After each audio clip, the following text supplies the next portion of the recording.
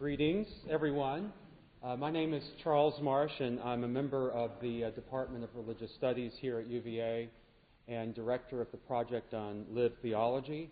It is my great pleasure to welcome you to the 2009 CAPS Lecture in Christian Thought. I am grateful for your presence here tonight and look forward to a fruitful time together. Before a proper introduction, may I ask that you turn off all of your cell phones? I'll do the same. I'll be the lead. I also wanted to note that tonight's lecture will be recorded and will be available on the project website in a week or two. Professor Raboteau was kind enough to speak to my graduate seminar this afternoon, an extraordinary session on an essay called A Hidden Wholeness, Thomas Merton and Martin Luther King Jr., and that conversation will also be on the website in the next 2 weeks. The CAPS lecture is an annual lecture made possible through the generosity of Dr. Jerry and Mrs. Catherine Capps of Atlanta, Georgia. The series provides a forum for prominent theologians and scholars of religion, both from the United States and abroad, to address issues of faith, meaning, and public life. Tonight is our 6th annual event, and we are pleased this year to be working in partnership with Theological Horizons and with the Carter G. Woodson Institute. And my thanks to Professor Deborah McDowell for helping build a bridge between tonight's lecture and the Institute, which she directs. I am delighted to introduce to you the 2009 CAPS lecture, Albert J. Raboteau, the Henry W. Putnam Professor of Religion at Princeton University, and one of the most influential and creative voices in contemporary American religious thought. His research and writing have focused on Catholic American history, on African American religious movements, on faith and culture, and recently on religion and immigration issues. The title of tonight's lecture is Wholly Ordinary, Locating the Sacred in Literature and Life. And over the next hour and 15 minutes, Professor Raboteau will explore with us how contemporary fiction often provides and displays the holy or the sacred in unexpected and surprising ways, and how the holy and the sacred appear often in the quotidian mysteries of everyday life. In his talk, Professor Raboteau will also examine the theology that underlies the holiness he has discovered in his own life as a teacher and a scholar. Albert Raboteau is a native of the Mississippi Gulf Coast and grew up in Michigan and California. He graduated from Loyola University in Los Angeles and continued his studies in English literature in the Graduate School of the University of California at Berkeley. After receiving a master's degree from Berkeley, he studied Roman Catholic theology at Marquette University and later finished his PhD in religious studies at Yale, writing a dissertation on the religious life of slaves that would establish a new paradigm for the religious and theological interpretation of African American religious history. After his graduate years, Dr. Raboteau taught at Xavier University in New Orleans, Yale, Berkeley, Harvard, and since 1982 at Princeton University, where he has chaired the religion department and served as the dean of the graduate school. Among his numerous books are Canaan Land, A Religious History of African Americans, Fire in the Bones, Reflections on African American Religious History, Religion and Immigration, Comparative and Historical Perspectives, and Slave Religion, the Invisible Institution in the Antebellum South, which 30 years after its publication is widely celebrated as a classic in the study of American history and religion. Professor Raboteau is also the author of A Sorrowful Joy, A Spiritual Journey, a beautiful and haunting memoir in the tradition of such spiritual memoirists as Thomas Merton, Henry Nouwen, Patricia Hampel, and Kathleen Norris. It's a lovely and wise book written with the generosity of an honest searcher who braves the inner journey with a willingness to find forgiveness and reconciliation in the broken places of history, of his own and of ours. Finally, Al, I want to say how grateful I am personally to you for your courageous and luminous work as I have made my own way from a childhood on the Gulf Coast through doubt and guilt and eventually to the strange world of academe. Your journey of passing over and returning home, the journey to self-knowledge through empathetic intuition, as you have written, has been a guide to me like a lantern illuminating a way forward, and I know you have for many others here tonight. So thank you very much, and thank you for accepting our invitation.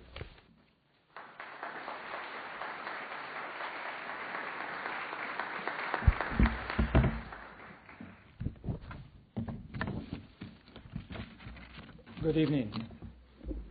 Thank you, Charles, for that generous and eloquent introduction.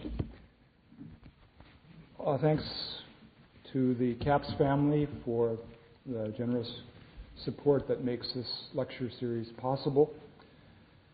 Thanks to Charles for the invitation to join the distinguished list of speakers who have preceded me. Thanks to Professor Deborah McDowell for jointly participating in this event.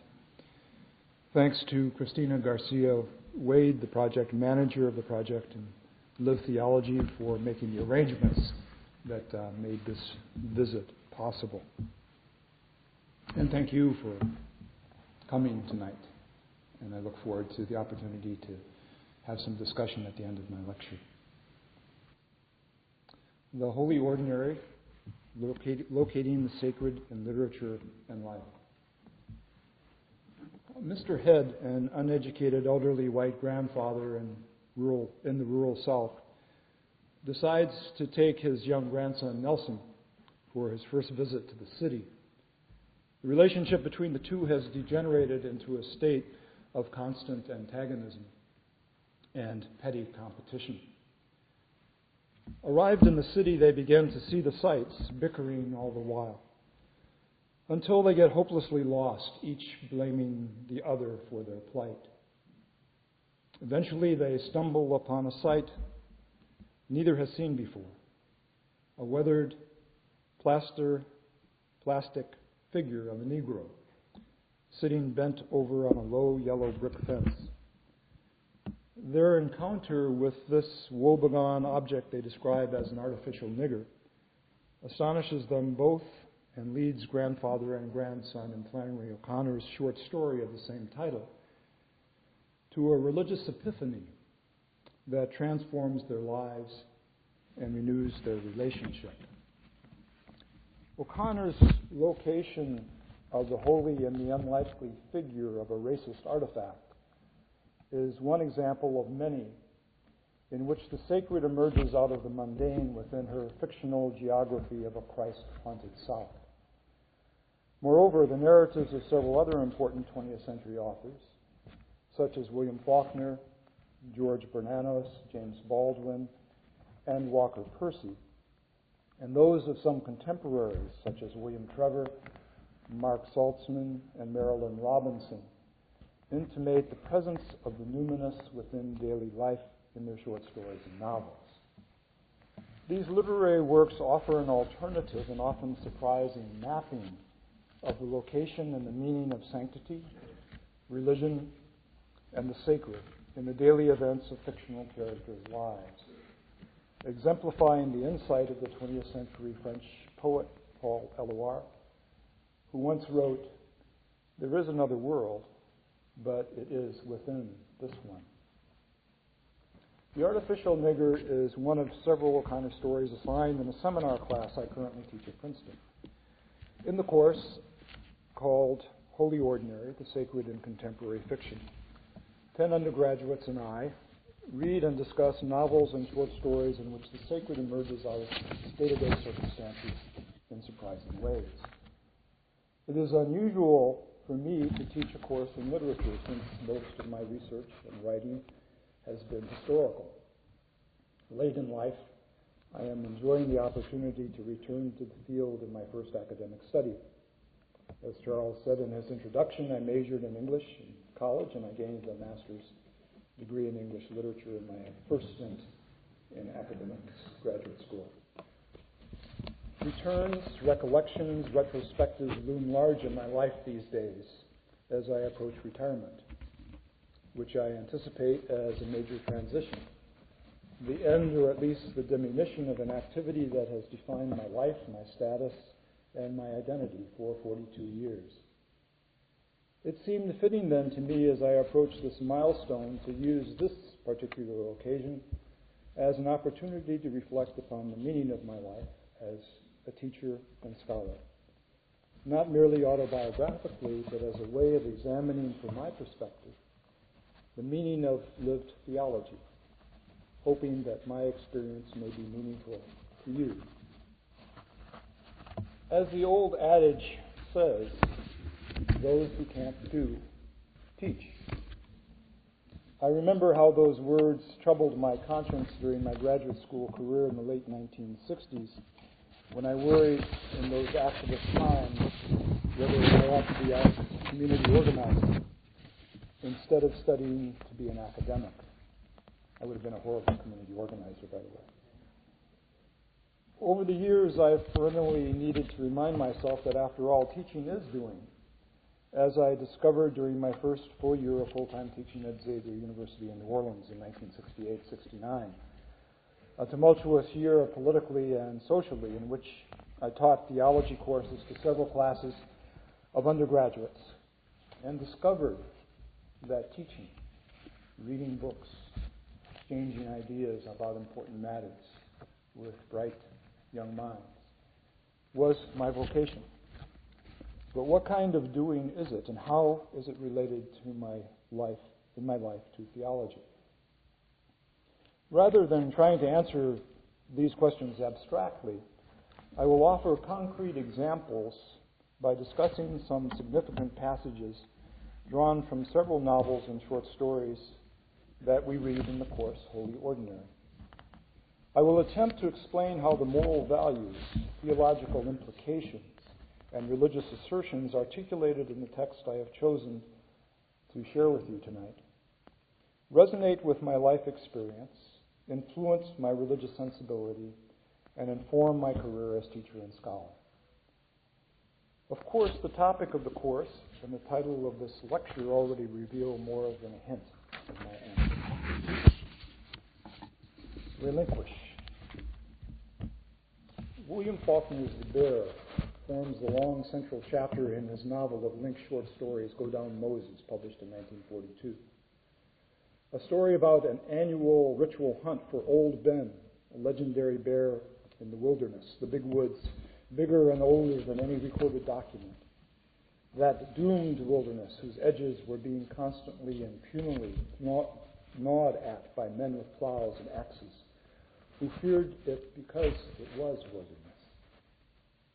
Literally, Old Ben was a big old bear with a one-trapped ruined foot that in an area almost 100 miles square had earned for himself a name, a definite designation like a living man.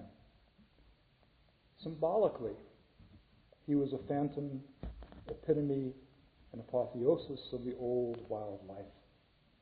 The old bear, solitary, indomitable, and alone.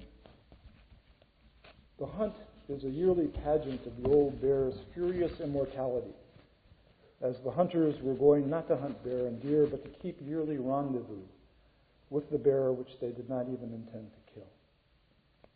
Here we are in ancient ritual ground. Introduced to this ritual pageant of the hunt, Ike McCaslin entered his novitiate to the true wilderness with Sam beside him. It seemed to him that at the age of 10 he was witnessing his own birth. Sam is Sam Fathers, son of a quadroon slave and a Chickasaw chief. Sam is Ike's father figure and mentor in the ways of the wilderness and the craft of the hunt. It is not accidental that he is the descendant of the first occupants of the land, and of those who were brought as slaves to work the land, and of those who came to take possession of the land. Ike has already learned the necessary humility to be a hunter, and he would learn the patience. He knows that he will not shoot the bear, but he has seen the bear's fresh tracks, and Sam has told him that the bear has seen him. He senses a mystical connection and yearns to see the bear. But there remains an obstacle, something he needs to do. He had already relinquished of his will because of his need in humility and peace and without regret. Yet apparently that had not been enough. The leaving of the gun was not enough. He stood for a moment, a child, alien, and lost in the green and soaring gloom of the markless wilderness. Then he relinquished completely to it. It was the watch and the compass. He was still tainted. He removed the link chain of the one and the loop thong of the other from his overalls and hung them on a bush and entered it. Emerging suddenly into a little glade in the wilderness coalesced. It rushed soundless and solidified. Then he saw the bear. It did not emerge, appear. It was just there, immobile, fixed in the green and windless noon's hot dappling. Not as big as he had dreamed it, but as big as he had expected. Bigger, dimensionless against the dappled obscurity, looking at him. Then it moved. It crossed the glade without haste, walking for an instant into the sun's full glare, and out of it, and stopped again, and looked back at him across one shoulder. Then it was gone. It didn't walk into the woods, it faded, sank back into the wilderness without motion. Let me highlight several features in this passage for our consideration. The primal wilderness of which the bear is the apotheosis is a doomed wilderness, threatened first by the puny efforts of farmers to clear land, and later by the much more devastating effects of logging companies and railroad clear-cutting. A devastation all too familiar to us who have, as Joni Mitchell put it, paved paradise, put up a parking lot, in our seemingly inexorable plunge toward environmental catastrophe. On the contrary, Ike's attitude toward the wilderness and the bear is one of reverential awe. He has relinquished any will to control. It is relinquishment of force, control, and power, represented by the gun, and a sense of direction, represented by the compass, and predictability, symbolized by the watch, that allows Ike to relinquish himself to the wilderness and so see the bear. It is relinquishment that allows Ike and us to relocate ourselves within primordial nature, our natural environment as creatures. What do we need to relinquish in order to align ourselves with the sacred in nature? Note the qualities that precede relinquishment. Relinquishment in Ike's case are humility and patience. To relinquish any desire to control, as Ike learns, requires patient listening and intense attention. The ability to totally yield oneself to nature. Perhaps this passage speaks to me so powerfully because it reminds me of the ways in which nature spoke to me as a boy, about the same age as Ike, when a much reduced patch of wilderness served as my playground and inspired in me feelings of enchantment, of being taken outside of myself in moments of transcendence. Over the years, rambles in nature have remained crucial respites in my life. Daily walks in the woods down by the lake where I live offer graced encounters with great blue heron, changes of the seasons, the murmur of streams rushing over rocks, the brilliant sparkle of sun on the surface of water, the weird song of the lake freezing, occasions of sheer delight in the wonder of the world. I experience the healing power of being immersed in the beauty of nature. Some days I am capable of apprehending and appreciating the whatness of things, the quality that the poet and Jesuit priest Gerard Manley Hopkins called inscape. A theology of wonder at a world charged with the glory of God, which I find compelling, was articulated by St. Maximus the Confessor, in the 7th century. It is, according to Maximus, our vocation to perceive the presence of the logoi, the seeds of truth, in the world, and to offer them back to God in a cosmic liturgy of creativity. The capacity to apprehend the logoi, which he called theoria physicae, natural contemplation, is dependent upon the attitudes Ike learns from Sam Fathers: waiting, patience, attentiveness, stillness, and relinquishment of the will to control or predict. It is the act of contemplating God in and through nature. The contemplation of nature, according to Maximus, finds its starting point in man's complete immersion in the natural world that surrounds him.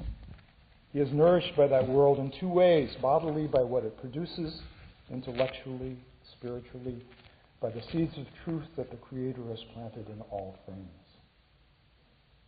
It is the reception of the mysterious, silent revelation of God in His cosmos, by which we see the inner meaning of things and regulate our entire lives according to the norms hidden in things by the Creator. By natural contemplation, we're able to unite the hidden wisdom of God in things with the hidden light of wisdom that exists in ourselves. Natural contemplation implies a sense of community with nature. The tendency in our modern technological view of nature is to exploit and manipulate things with a deliberate indifference to their logoi, an indifference based in our desire to make nature serve our own immediate interests. The craft of teaching and the craft of writing, like the craft of hunting that Ike learned from Sam Fathers, require a set of skills including relinquishment of power, control, and predictability. As I have aged, seminar has become my preferred form of teaching, though it produces more anxiety for me than lecturing, precisely because I have less control.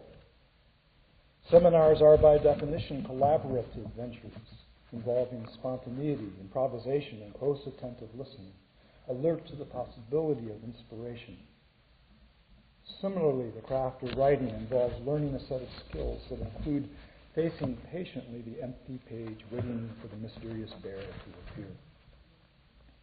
Writing requires me to empty myself of the pretense that I can force things to happen. I am taken outside of myself in the process of creating a narrative. Indeed, I strive to achieve a writing style that effaces my ego in order to reveal the subjects of my narrative and to welcome readers in to appreciate the significance of those I write about. The bear is about the land and our place in it. Grown up, Ike argues with his older cousin, McCaslin Edmonds Cass, about the moral and religious meaning of the history of the land and those Indian, African, and European peoples who have dwelled on it. In this long, convoluted debate, ranging across the history of the American South, from encounter, settlement, to civil war, the failure of Reconstruction and its aftermath, marshaling and dismissing biblical arguments, McCaslin contests Ike's decision to relinquish his inheritance as idealistic, self-centered, and irresponsible. But for Ike, their family has been irrevocably tainted, cursed by the evils of slavery, including the miscegenation, rape, and incest committed by its founder, his and McCaslin's grandfather.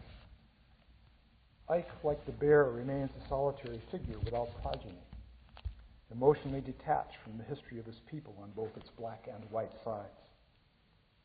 As an old man, his black niece confronts him with a haunting accusation in the form of a question.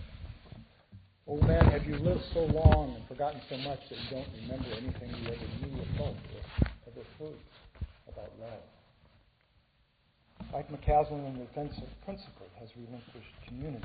The text to which I turn next reveals the ongoing effects of the curse of slavery on the lives of the descendants of slaves, the people of whom Faulkner wrote they endured. A spiritual aristocracy. James Baldwin's first novel, Go Tell Her on the Mountain, perhaps Baldwin's counterpoint spiritual to Faulkner's Go Down Moses. I imagine a choir of two, one of them Faulkner singing, go down Moses and the other Baldwin singing, "Go Tell It on the Mountain." This first novel of Baldwin's focuses on one day in the life of John Grimes, a black adolescent in Harlem, who seeks to escape the squalid tenements, the racial oppression and poverty of his people, and the corrosive bitterness of his stepfather. His scholastic ability is praised by his white teachers and promises education as a way out for John. On his 14th birthday, John is cast down upon the dusty floor of a sanctified church, astonished under the power of God. There he experiences the rebirth of conversion. Like Ike McCaslin, John Grimes undergoes an initiation ritual, but one of a different sort. Prostrate on the threshing floor, he struggles desperately to flee as an ironic voice urges him to get up, since he doesn't belong in this company of niggers. But the more he tries to flee, the deeper he falls into the darkness and the greater his terror. Ah, down, what was he searching for here all alone in darkness? But now he knew, for irony had left him, that he was searching for something hidden in the darkness that must be found. He would die if it was not found. Or he was dead already and would never again be joined to the living if it was not found.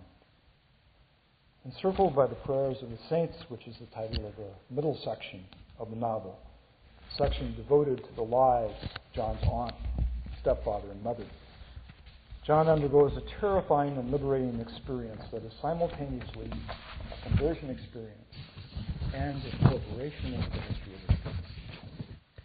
In the stories of John's immediate family told in flashback, Baldwin encapsulates the history of black Americans, from the post-emancipation rural South to the late 1940s urban ghetto of the Great Migration North. Shadowed by racial oppression and violence from without, the lives of John's people are riven from within by jealousy, pride, misunderstanding, and failure to love. Their stories come to a focus upon John as he is struck down by the Spirit. He falls not only under the weight of sin, but under the burden of the accumulated history of suffering inflicted upon his people. John is claimed by a spiritual force that pushes him onto an archetypal journey across an ancient landscape populated by prophets, apostles, and martyrs. In his trance, he confronts an army of people. Puzzled, he comes to understand whose company it is that he seeks so desperately to flee. They are the armies of the night, the rejected, the outcasts, the wretched of the earth. And he is in their company. There is no escape. Suddenly their suffering becomes a sound he has heard all his life, but it was only now that his ears were open to this sound. It came from darkness, that could only come from darkness, and yet bore such sure witness to the glory of the light. This sound John not only recognizes, but now internalizes. And now in his moaning, and so far from any help, he heard it in himself. It rose from his bleeding, his cracked open heart. It was a sound of rage and weeping which filled the grave, rage and weeping from time set free, but bound now in eternity.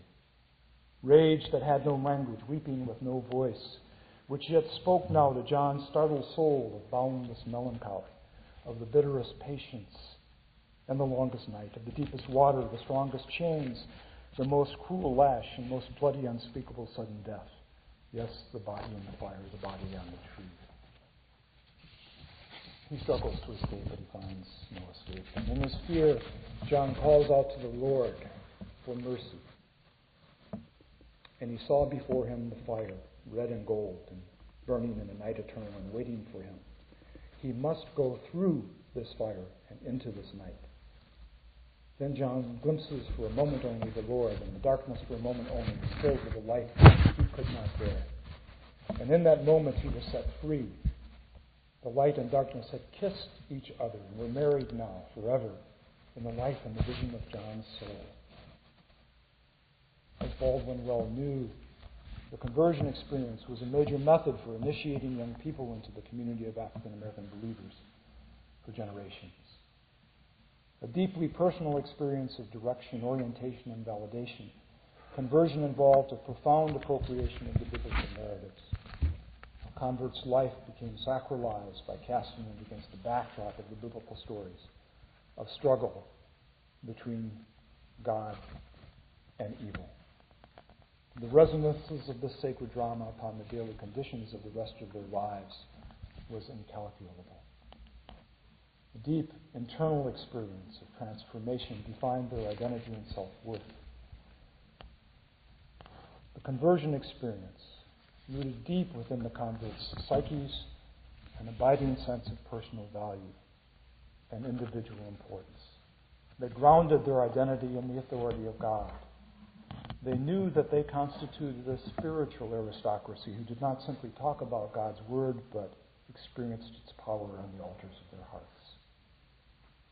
John Grimes, grounded in the history of his people's suffering and endurance and transcendence, now knows that no man can strike down his soul. He achieves his own authority, and that is unshakable. He has been transformed not by fleeing his people's history, but by identifying with that history, by permitting himself to be grasped by it. And in being grasped, engulfed by that company of suffering, he comes to comprehend the paradox that is precisely the wretched of the earth who are the chosen ones of God. He finds himself in their company joining the long lines of the prophets, martyrs of biblical tradition. Complementing then the earlier vision of the suffering, violent, and bloody history of Black Americans, now comes another vision of the history of suffering and triumph of those who have gone before. No power could hold this army back. No water dispersed them. No fire consumed them. One day they would compel the earth to heave upward and surrender the waiting day. They sang where the darkness gathered and where the lion waited and where the fire cried and where the blood ran down. No, the fire could not hurt them, and yes, the lion's jaws were stopped. The serpent was not their master. The grave was not their resting place. The earth was not their home. Job bore them witness, and Abraham was their father. Moses had elected to suffer with them. Shadrach, Meshach, and Abednego had gone before them into the fire. Their grief had been sung by David, and Jeremiah had wept for them. Ezekiel had prophesied upon them, these scattered bones, these slain. And in the fullness of time, the prophet John had come out of the wilderness, crying that the promise was for them. They were encompassed with a very cloud of witnesses, and they looked unto Jesus, the author and the finisher of their faith, running with patience the race he had set before them. They endured the cross, and they despised the shame, and waited to join him one day in glory at the right hand of the Father. On one level, Hotel on the Mountain is the story of John Grimes' conversion. On another, it is the meaning of African American history. What is to be told on the mountain is a lesson that salvation lies not in the high road of the proud and the mighty, but with the poor, the suffering, and the wretched of the earth. Not merely because they suffered, but because suffering can be transformed into a source of wisdom and strength, maturity, authenticity, and integrity. African American Christians believed they were a chosen people, not because they were black, nor because they suffered, but because their history fit the pattern of salvation revealed to them in the Bible. They saw themselves in Christ, the suffering servant. Their lives model the paradoxes of the gospel. In weakness lies strength, in loss, gain, and death, life. The conversion experience of black Christians grounded their identity in the knowledge that they were accepted by God. Indeed, that they were of ultimate value in the eyes of God, no matter what white men thought. The communal experience of worship, epitomized in the preaching, praying, and singing of generations of black Christians, created and recreated their identity as a chosen people, another Israel amidst this American Egypt. In the ecstasy of worship, this identification became dramatically real and supported their communal identity as a specially divinely chosen people, in stark contrast to the ubiquitous racism depicting them as inferior to whites. Conversion and worship nurtured the capacity of the human spirit to transcend bitter sorrow and to resist the persistent attempts of evil to strike their spirits down. As Faulkner indeed had observed, they endured. But as Baldwin attests, they moored. than endured. The resonances of this passage, for me, lay in the recovery of my own people's history, shadowed by racism and violence. A history that has been formative on my life and my work. I came of age in the academy in the 1960s and 70s, a period of the development of African American studies. The inclusion of African Americans and other previously invisible groups in the history books was an extremely important development, not just for academic study, but also for the understanding of ourselves as a nation. For history functions as a form of self-definition. In its pages, we read ourselves. It tells us who we are because it reveals where we come from and where we've been. The neglect of black history not only distorted American history, but also distorted both white and black Americans' perceptions of who we are. As I sought sources to work on the history of the religious lives of slaves, I became fascinated by the voices of former slaves, preserved in narrative accounts of their lives, not simply as historical evidence, but as voices that seemed to speak directly to me. These voices were special. They rang with the authenticity of those who had endured the suffering and triumphed over it. In my dissertation in the book Slave Religion that succeeded it, I tried to capture the tenor, the rhythm, and especially the wisdom those voices conveyed. The core of what they conveyed was succinctly captured in the words of Howard Thurman in his profound meditation on the spirituals, deep living. By some amazing but vastly creative spiritual insight, the slave undertook the redemption of a religion that the master had profaned in his midst. Despite severe persecution and suffering, slave Christians bore witness to the Christian gospel, whose truth they perceived and maintained in contradiction to the debasement of that gospel by those who held power over their bodies, but not their souls. The suffering witness of these slave Christians constitutes a major spiritual legacy, not only for their descendants, but also for any who take the time to heed their testimony.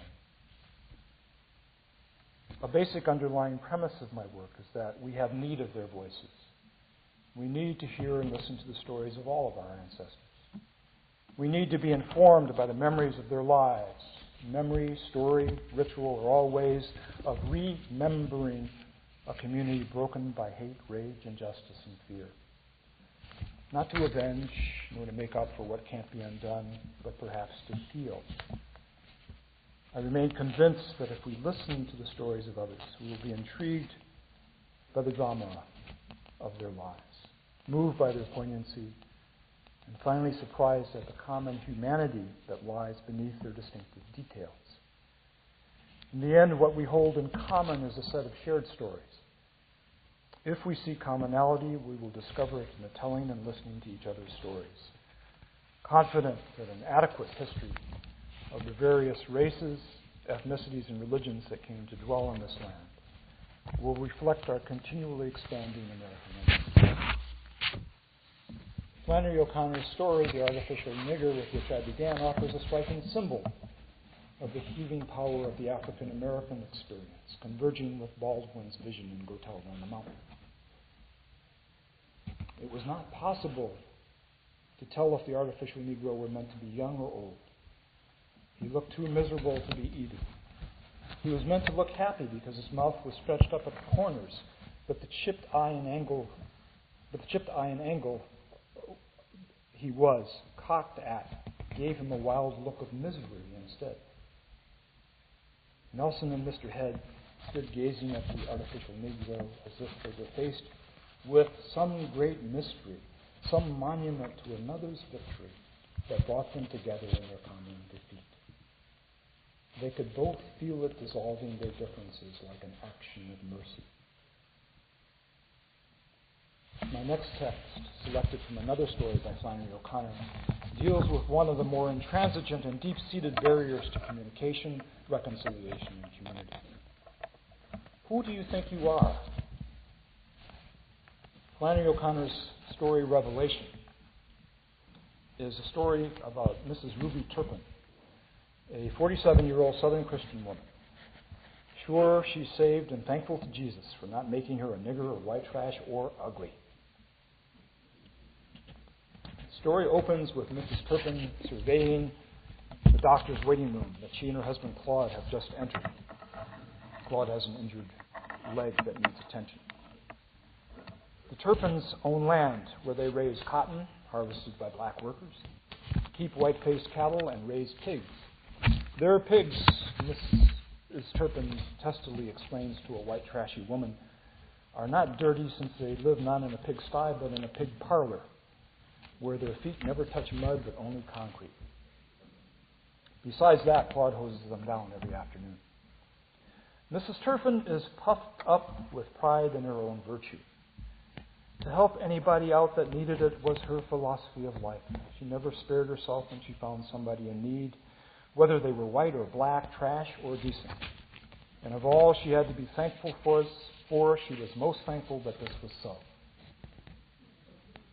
Meanwhile, another patient waiting to see the doctor, a young Wellesley college student, has been eyeing Mrs. Turpin since she entered the room. The significantly named Mary Grace has got Mrs. Turpin's number. Her blue eyes appeared alternately to smolder and to blaze. The girl's eyes seemed lit all of a sudden with a peculiar light, an unnatural light, like night road signs give. Mrs. Turpin has the uneasy feeling that she is looking at her as if she had known this light all her life. All of Mrs. Turpin's life, it seemed, too, not just all the girls' life. As Mrs. Turpin waxes on about how grateful she is for what Jesus has made her and what he has given her, she gets carried away with joy and cries aloud, "Oh, thank you, Jesus, Jesus, thank you." At that instant, a book hurled by Mary Grace from across the room, titled Human Development, hits Mrs. Turpin directly over her left eye. Then Mary Grace hurls herself at Mrs. Turpin and begins to throttle her. After Mary Grace is subdued and sedated, Mrs. Turpin recovers enough to confront her attacker. She leaned forward until she was looking directly into the fierce, brilliant eyes. There was no doubt in her mind that the girl did know her, knew her in some intense and personal way, beyond time and place and condition. "What you got to say to me?" she asked, hoarsely, and held her breath, waiting as for a revelation. The girl raised her head, her gaze locked with Mrs. Turpin's. "Go back to hell where you came from, you old warthog," she whispered. Her voice was low but clear. Her eyes burned for a moment as if she saw with pleasure that her message had struck its target. Back home after this traumatic event, Mrs. Turpin lay down to recuperate. But rest was impossible. The image of a razorback hog with warts on its face and horns coming out behind its ears snorted into her head. She moaned a low, quiet moan. "I am not," she said cheerfully, "a warthog from hell." But the denial had no force. The girl's eyes and her words brooked no repudiation. She had been singled out for the message, though there was trash in the room to whom it might justly have been applied. The full force of this fact struck her only now. The message had been given to Ruby Turpin, a respectable, hard-working, church-going woman. The tears dried, her eyes began to burn instead with wrath. Mrs. Turpin then allows full vent to self-justification, self-righteousness, and wounded pride. Incensed, she challenges God. "Why me? There's no trash around here, black or white, that I haven't given to. And break my back to the bone every day working. And do for the church. How am I a hog?" she demanded. "Exactly how am I like them? If you like trash better, go get yourself some trash then," she railed. "You could have made me trash, or a nigger. Go on, call me a hog, call me a warthog from hell. Put that bottom rail on top. There'll still be a top and bottom." A final surge of fury shook her, and she roared, "Who do you think you are?"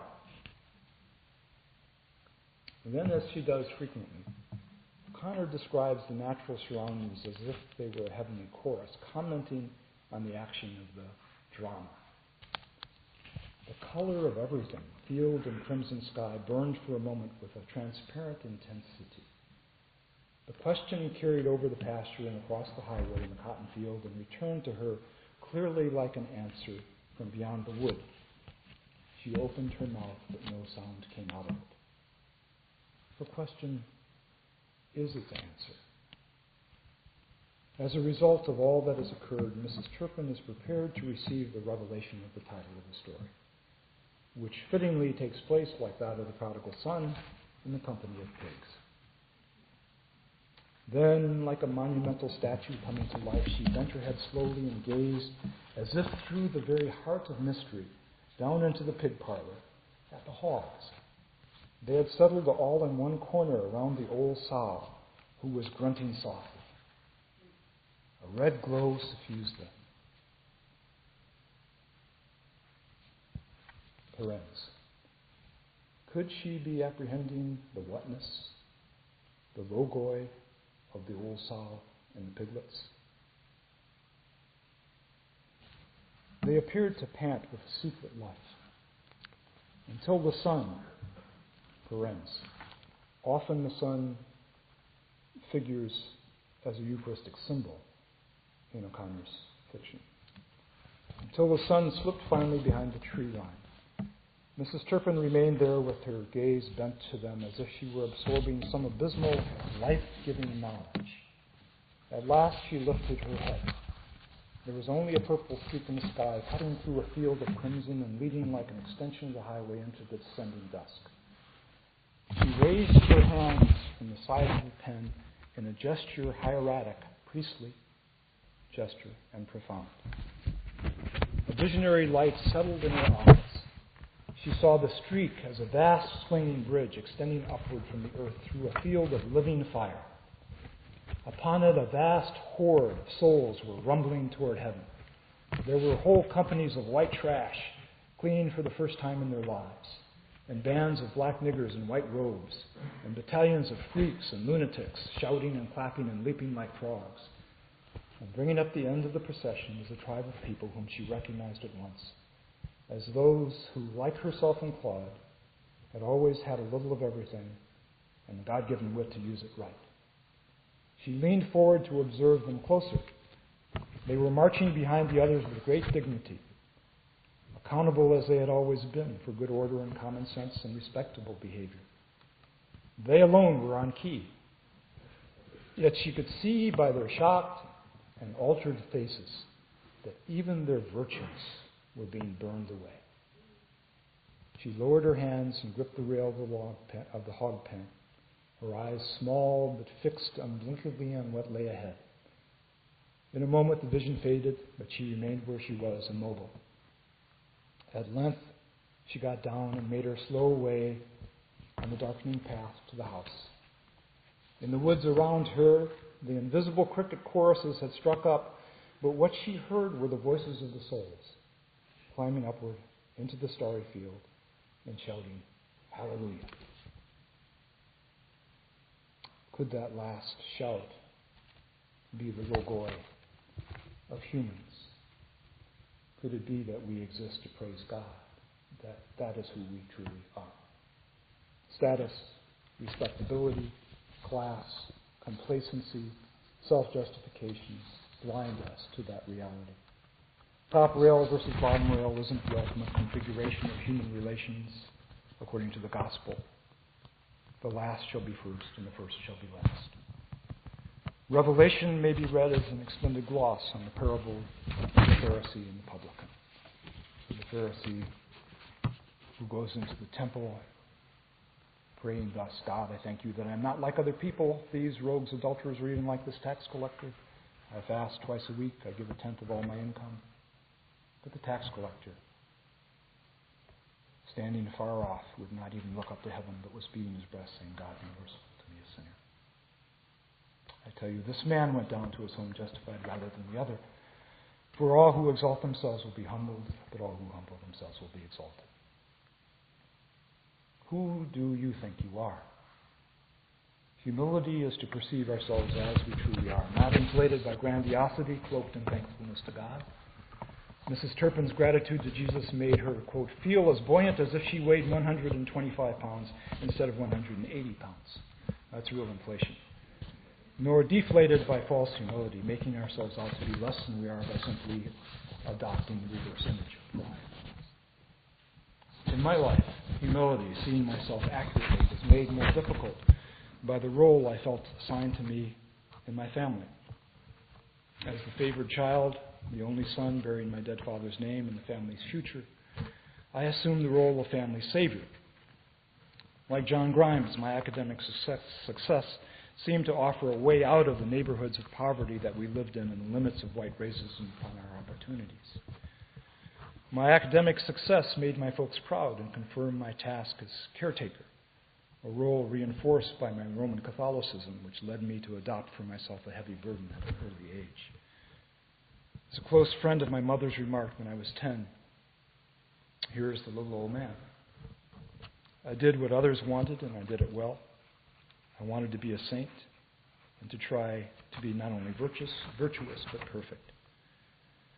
In my career, the dangers of elitism and the dangers of false humility have also loomed large. How to accurately see myself as I believe to place myself in the guild of the profession, past and present, instead of entertaining the fantasy of a pioneering innovator deserving of the coveted Genius Award from the MacArthur Foundation. Nor will it do to disparage my accomplishments in an act of false piety that only feeds my pride.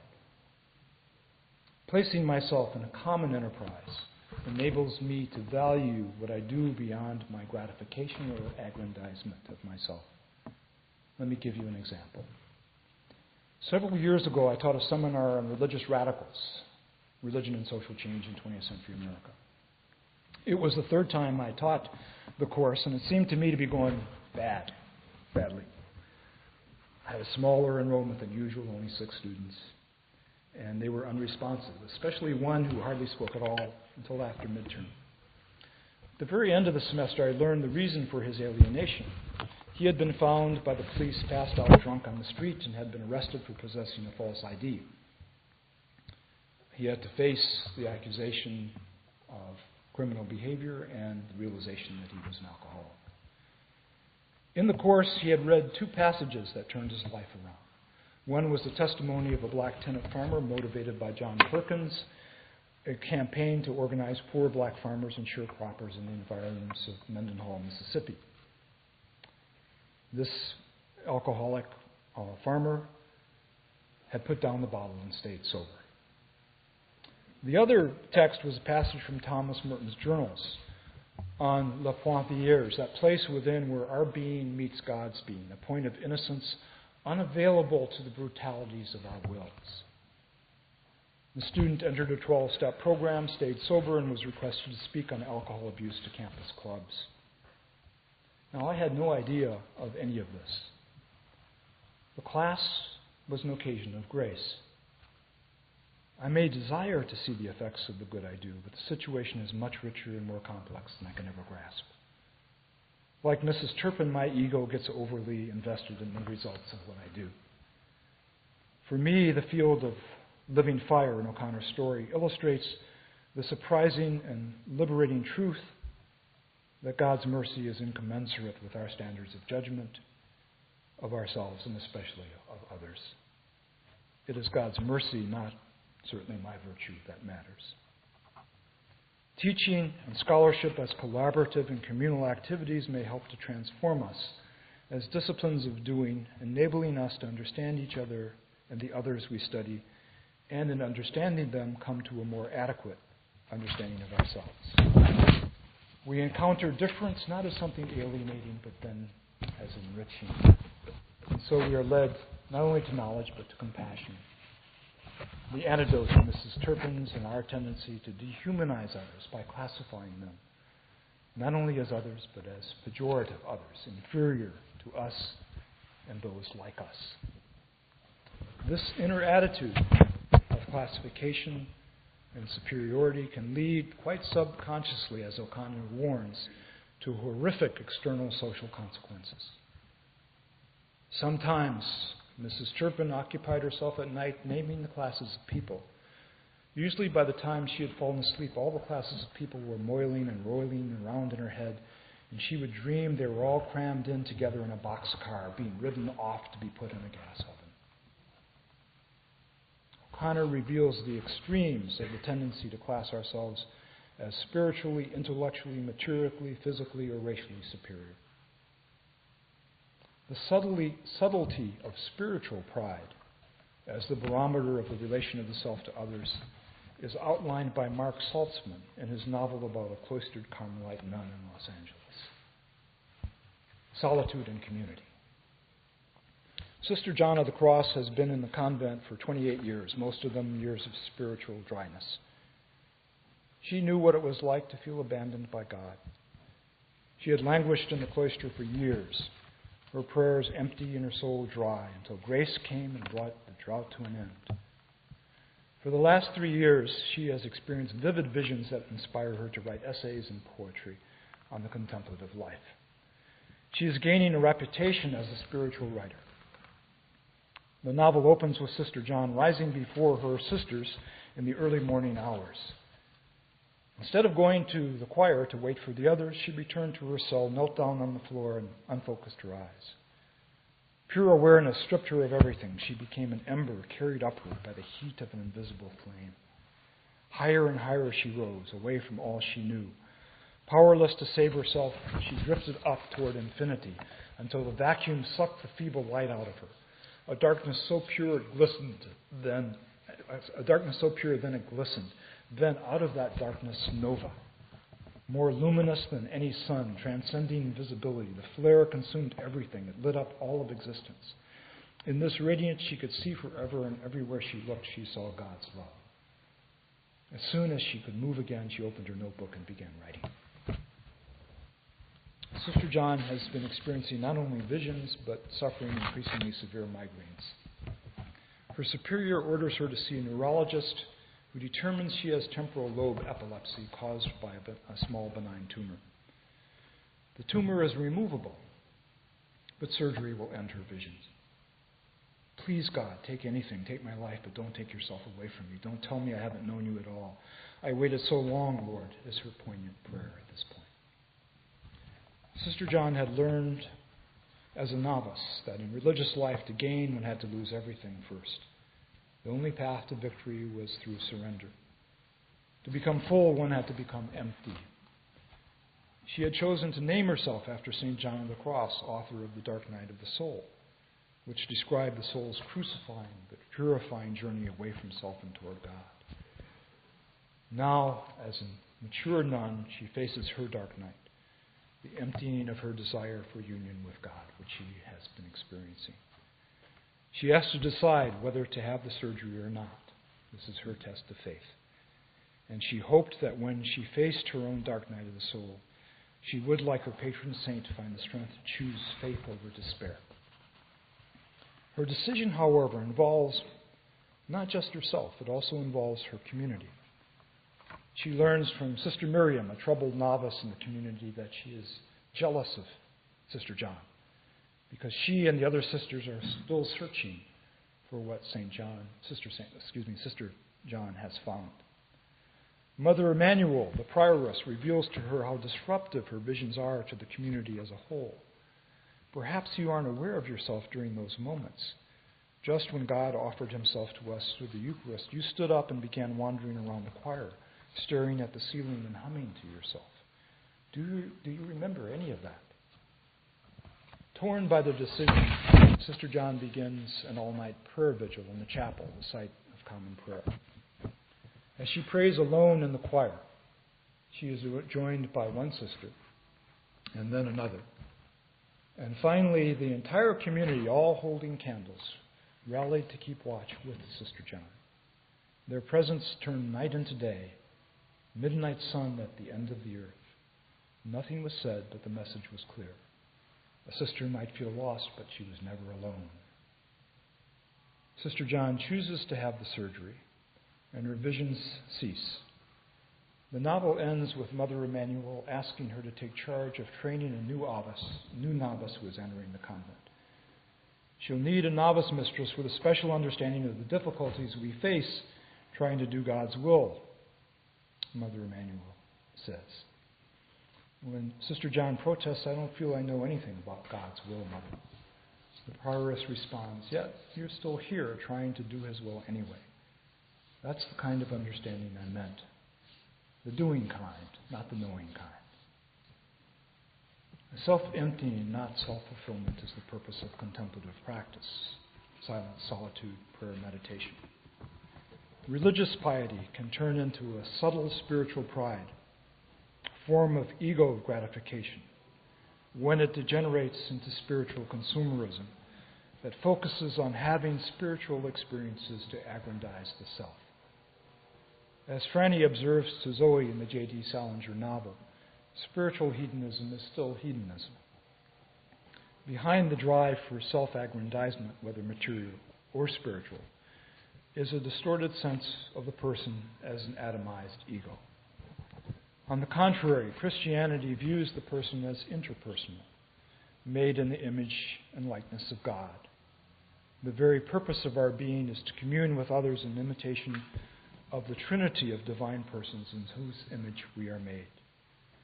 We stand not alone as solitary individual selves, but in compassionate solidarity with others, those who have gone before as well as those who come after.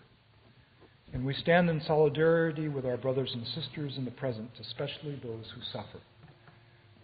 In the words of St. Isaac the Syrian, a 7th century ascetic and theologian, our compassion should extend to the entire creation, for men, for birds, for animals, for demons, and for every created thing. And by the recollection and sight of them, the eyes of a compassionate man pour forth abundant tears. The contemplative tradition bears profound witness to the hidden connected of us all.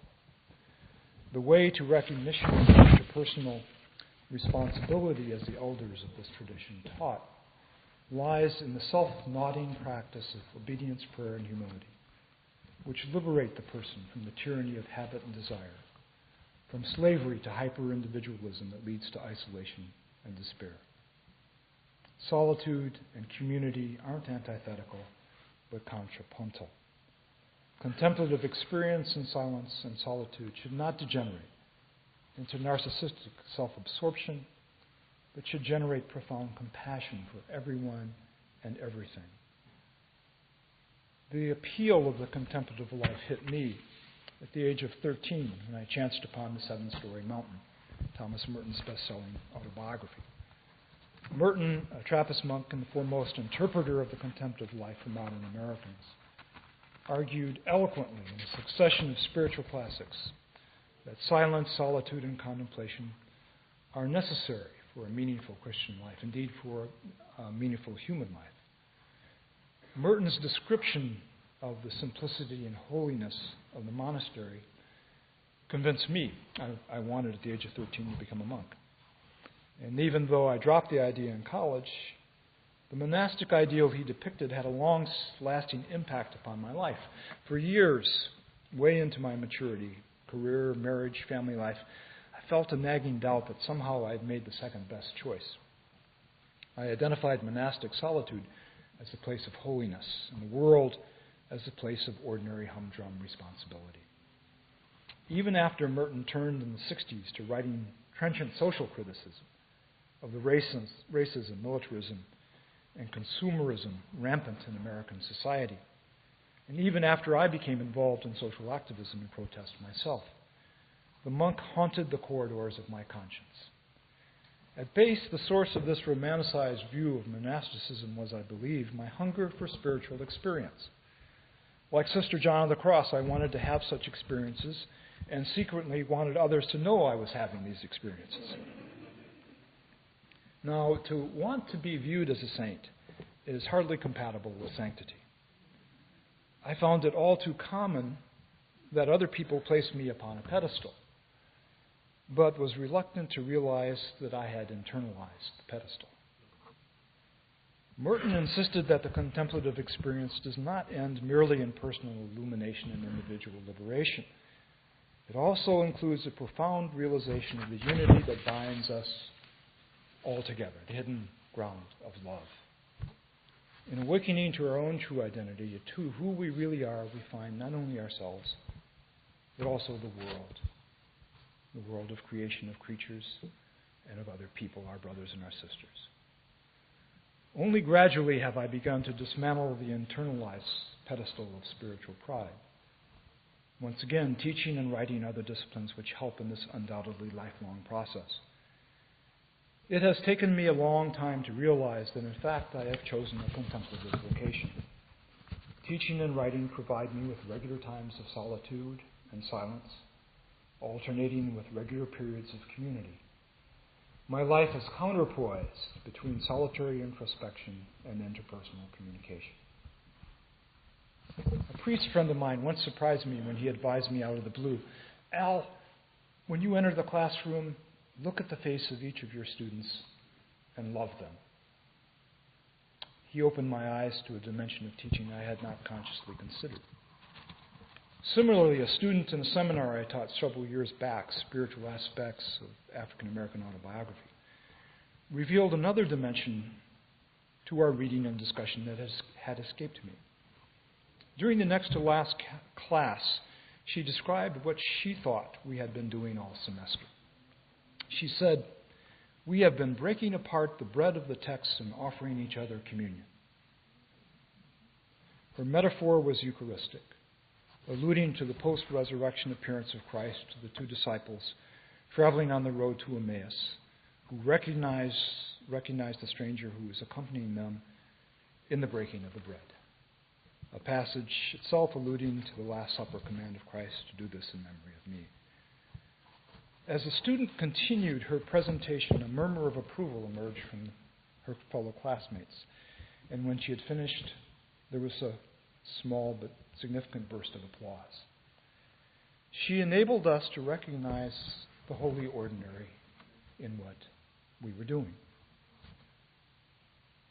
So I look back on a lifetime of researching, writing, and teaching that has stretched from Xavier in New Orleans to Yale in New Haven to University of California in Berkeley to Princeton. I am grateful for how fortunate I have been. Alas, there have been too many times when I have had the experience but missed the meaning, as T.S. Eliot puts it. Too often I've been distracted by impatience and pride and the need to know the outcome of my efforts. Too often I've been looking elsewhere, desiring to escape the here and now and the hard work of tending to daily responsibilities and complex relationships in search of a holy life of spiritual experience. But every now and then, more frequently than I expect, I glimpse the holy ordinary and am moved to agree with St. Therese of Lisieux, another Carmelite nun, that grace is everywhere.